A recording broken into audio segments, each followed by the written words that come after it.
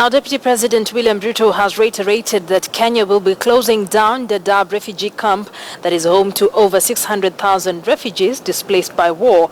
Ruto has maintained that the decision stems from what he has termed as an existential security threat following a series of terror attacks.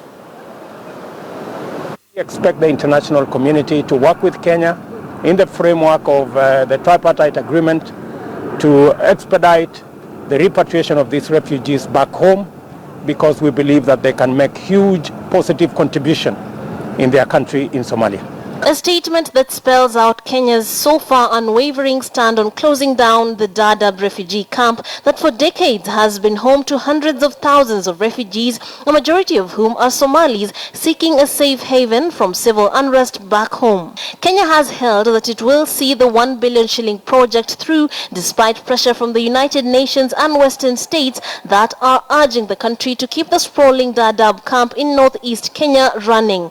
Critics say the move would violate the country's international obligations. But Ruto, speaking on the sidelines of the UN Humanitarian Aid Summit, told Reuters it is the international community that has failed Somalia, still struggling to recover from the anarchy of the 1990s, and not Kenya, which has spent $7 billion on Dadaab over the past quarter century. He says the refugee camp poses an existential security threat to Kenya, arguing attacks including the Westgate Mall rampage in 2013 and the Garissa University massacre in 2015, which claimed hundreds of lives, were all planned at Dadaab. There is a lot of radicalization by extremist elements in the refugee camps, especially on the young people, idle young people in these refugee camps.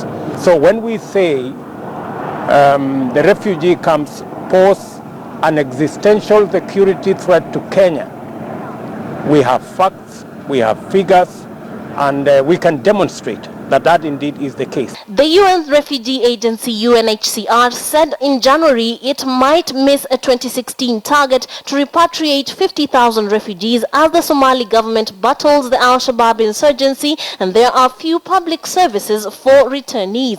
Somalia is slowly rebuilding and is due to elect a new parliament in August. The possibility of there being a change in repatriation plans would be contingent on various challenges posed by the camp being addressed. These include the classification of the Kenyan airspace as risky, threat to national security, low international support for the eventual repatriation of refugees, poor funding to keep the camp running. Still, this is a far-fetched possibility. Trix Ingado, KTN News, Nairobi.